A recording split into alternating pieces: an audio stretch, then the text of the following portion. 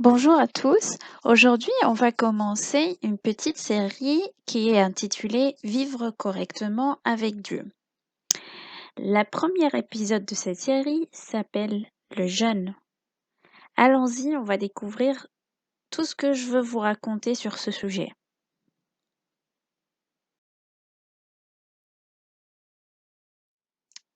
Alors, pour commencer notre discussion, déjà, qu'est-ce que c'est le jeûne?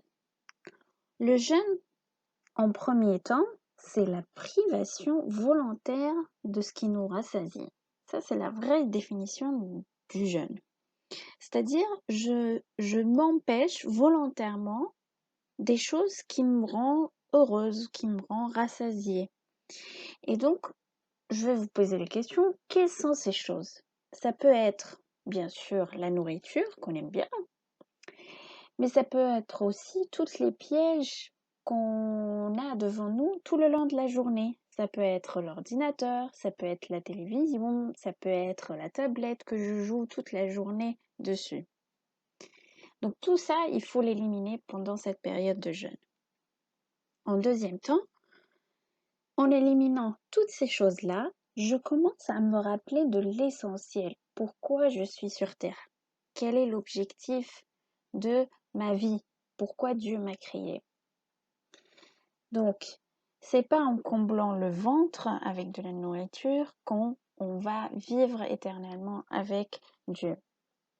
Et rappelez-vous, Jésus, pendant ses 40 jours de jeûne au désert, il a dit, il est écrit que l'homme ne vit pas seulement de pain, mais de toute parole qui vient de la bouche de Dieu. En troisième temps, quand on libère comme ça de toute la nourriture et de tous les obstacles qui nous bloquent tout le long de la journée, on libère l'esprit. Cette libération de l'esprit nous permet d'écouter la parole de Dieu qui peut vraiment nourrir notre cœur et c'est ça le plus important. Et donc en quatrième lieu, ça vient la conscience de la chance que nous, on peut avoir. On commence à avoir conscience que c'est vrai que la nourriture est importante et qu'on commence à remercier Dieu pour cette bénédiction. On remercie Dieu pour toute la santé qu'il nous donne. On remercie Dieu parce qu'on a un papa et une maman. On commence à prendre conscience de toutes les choses positives que Dieu nous donne. Pourquoi? Parce qu'on a éliminé tous ces obstacles-là avec le jeûne. Comment doit être notre jeûne? Dans l'Ancien Testament, Isaïe chapitre 58, il commence à s'adresser au peuple pour leur expliquer qu'est-ce qu'il faut éviter pendant cette période de jeûne et comment faire. Donc, allons-y, on va lire ensemble à gauche le verset 4. Votre jeûne se passe en disputes et querelles, en coups de poing sauvages. Ce n'est pas en jeûnant comme vous le faites aujourd'hui que vous ferez entendre là-haut votre voix.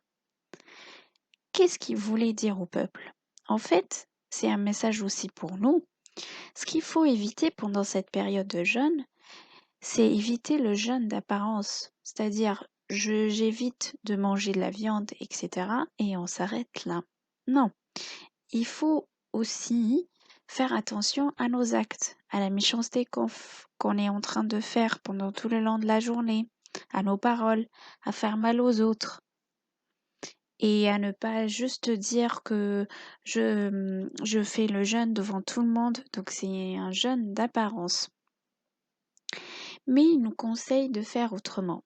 Donc à droite, versets 7 et 8 du même chapitre 58, il a dit « N'est-ce pas partager ton pain avec celui qui a faim, accueillir chez toi les pauvres sans abri, couvrir celui que tu verras sans vêtements, ne pas te dérober à ton semblable, alors ta lumière jaillira comme l'aurore, et tes forces reviendront vite. Devant toi marchera ta justice, et la gloire du Seigneur fermera la marche. » C'est très joli, c'est-à-dire en aidant les autres, en faisant attention à mes proches, en étant à côté de papa et maman pour les aider, pour prendre soin d'eux, en faisant attention à toutes mes paroles blessantes quelquefois, en faisant des bons actes pour prier pendant toute cette période de jeûne.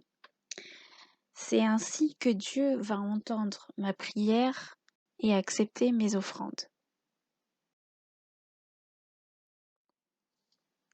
Est-ce que vous savez que pendant ce moment-là, il y a le jeûne des apôtres? Le jeûne des apôtres, c'est un des plus anciens de notre Église. Les apôtres, ils ont jeûné après la descente de l'Esprit Saint. Ils ont jeûné parce qu'ils attendaient l'aidant de l'Esprit Saint avant d'aller prêcher au peuple. Et c'est comme ça qu'ils appliquent les paroles de Dieu quand il a dit « Les jours viendront où l'époux leur sera enlevé, alors ils jeûneront en ces jours-là ». C'est écrit dans Luc chapitre 5, verset 35. Dans notre Église, c'est un jeûne du 2e degré, ça veut dire qu'on a le droit, c'est permis de manger du poisson.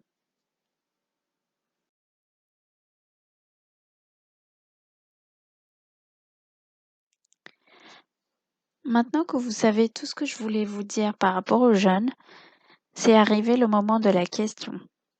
La question, cette fois-ci, c'est comment doivent être mes actions pendant le jeûne?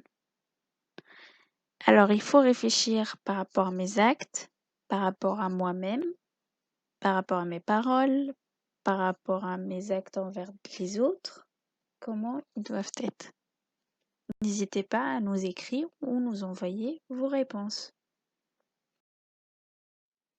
Et voici les versets de ce dimanche. Donc, on a un premier verset de Luc, chapitre 5, verset 35.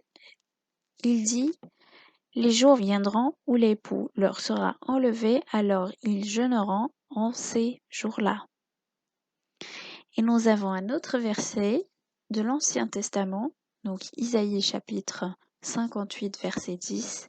« Si tu donnes à celui qui a faim ce que toi tu désires, et si tu combles les désirs du malheureux, ta lumière se lèvera dans les ténèbres et ton obscurité sera lumière de midi. » Je vous remercie beaucoup et j'espère vous revoir bientôt.